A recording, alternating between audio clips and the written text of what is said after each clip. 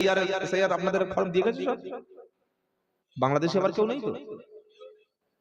কিন্তু কিছু শয়তান কুলঙ্গার মিডিয়া আছে, আরএসএস এর চামচা কিছু মিডিয়া, তারা মুসলিম মহল্লাতে গিয়ে গিয়ে বলছে তুই বাংলাদেশী, বলছে না? গিয়েছিল কালকের ভাঙড়ে, আর ভাঙড়ের মানুষ তো বুঝতে পেরেছে শালা কাউকে ছাড়ে না, কি বুঝলেন? আর বাংলার সাংবাদিককে মেরেছে একটা তাড়া দিচ্ছিল, মেরেই ফেলে পুলিশ গিয়ে বাঁচিয়ে নিয়েছে। কিরকম হারামি দেখেছেন? মুসলিম মহল্লাগুলিতে গিয়ে খুঁজে খুঁজে বলছে তুমি বাংলাদেশী, অথচ যারা বলছে এই যে বুদ্ধদেব ভট্টাচার্য মরহুম মারা গেছে, কি বুঝলেন? ওর জন্ম কিন্তু এদেশে নয়, বাংলাদেশী। প্রণব মুখার্জি ওপারের মাল, কি বুঝলেন? আমাদের এই শুভেন্দু অধিকারীর মা ওপারের মাল, এপারে কেউ নয়। অসীম সরকার বিজেপির এমএলএ বনগাল লাইনে ওপারের মাল, নিশীথ প্রমাণিক ওপারের মাল।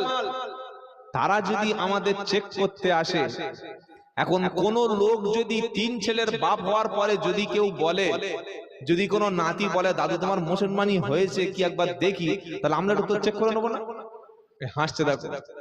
3 ছেলের বাপ হওয়ার পরে যদি কেউ কোনো নাতি তার দাদুর বলে যে তোমার মুসলমানি হয়েছে কি দেখি, আমি তো চেক করবো না? তুই যখন মুসলিম পাড়ায় ঢুকে ঢুকে ছোট্ট একটা এই মোবাইল আর ওই একটা বয়া বোম যদি ওই কলকাতা থেকে যেগুলো ক্যামেরা যেগুলো লাগে রিপোর্টার যা করে, ওই একটা কিনে এনে যদি কুকুরের মতো মুসলিম পাড়ায় ঘুরে ঘুরে বলিস তুমি বাংলাদেশি কি, তুমি পাকিস্তানি কি, আরে এদেশে জন্মেছি, আমার কোন মুসলমান যদি ভারতে না জন্ম নয় বাংলাদেশ চলে যাবে কি ভাই? কোন মুসলমান যদি ভারতে বেআইনি ভাবে থাকে, আমরা কোন মুসলমান কোনদিন বলেছি যে আমাদের ভারতবর্ষের জন্ম যাদের, পশ্চিম বাংলায় আমাদের নাম আছে যাদের, আমাদের থাকতে দিতে হবে? আর বাংলাদেশ থেকে যে সমস্ত মুসলমানরা বর্ডার টপকে এদেশে খেতে এসছে, রাজনীতি করতে এসছে, এখানে সুবিধা ভোগ করতে এসছে, তাদেরও থাকতে দিতে হবে? কোন নেতা বলেছে? জোরে বলেন। কোন মুসলিম লিডার কোনদিন বলেছে?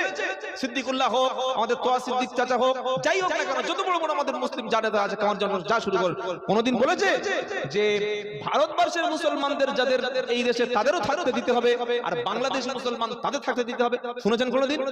কোনদিন বলবো না। কেন বলবো না? যারা এদেশের নাগরিক নয় তাদের এদেশের না থাকাই উত্তম।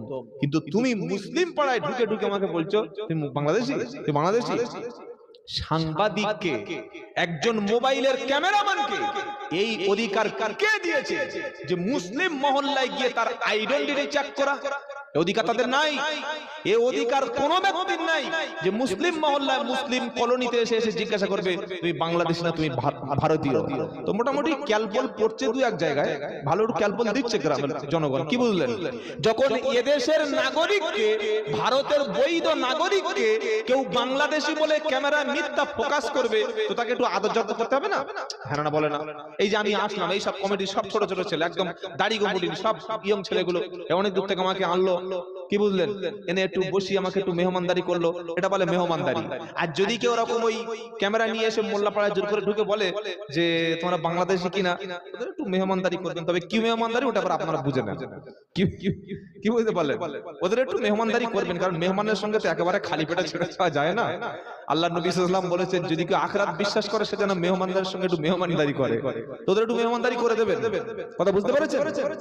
তো যাই হোক, যেটা বলছিলাম ভাইরা, আল্লাহর ভাইরা, আমরা আমাদের কোরআনুল কারীমটাকে একটু সহি করে নেব বলি ইনশাআল্লাহ।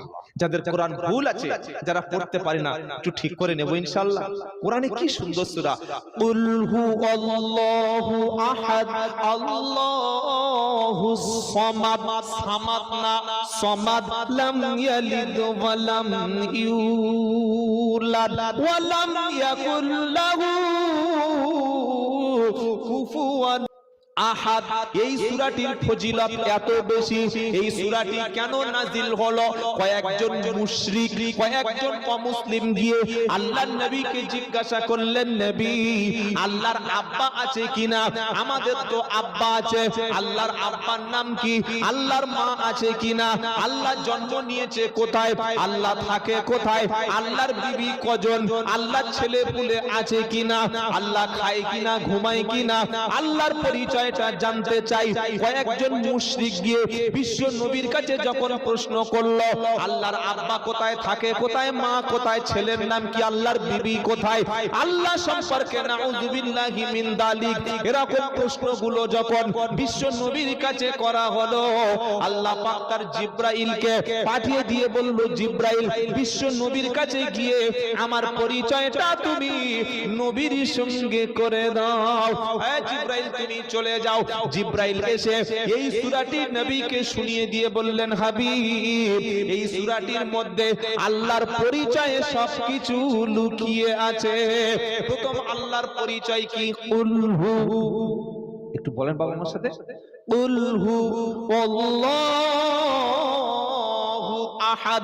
আল্লাহ বলছেন নবী আপনি বলুন আল্লাহ এক এবং একক, আল্লাহ এক এবং একক, আল্লাহুস সামাদ। আল্লাহ হলেন তিনি অমুখাপেক্ষী, তিনি কারোর মুখাপেক্ষী না, সবাই তার মুখাপেক্ষী। লাম ইয়ালিদ ওয়া লাম ইউলাদ, তিনি কারোর সন্তান নন আর তারও কোনো সন্তান নেই। আল্লাহকে কেউ জন্ম দেয় নাই, আল্লাহ কাউকে জন্ম দেয় নাই, আল্লাহ কারো বাপ নন, তারও কোনো সন্তান নাই। ওয়ালাম ইয়াকুল লাহু কুফুয়ান আহাদ, আল্লাহর সমকক্ষ আসমান এবং জমিনে পৃথিবীতে কেহই নাই।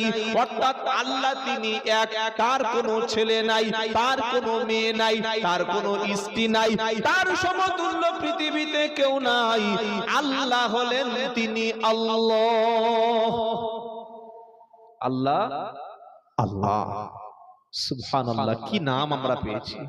আল্লাহ একবার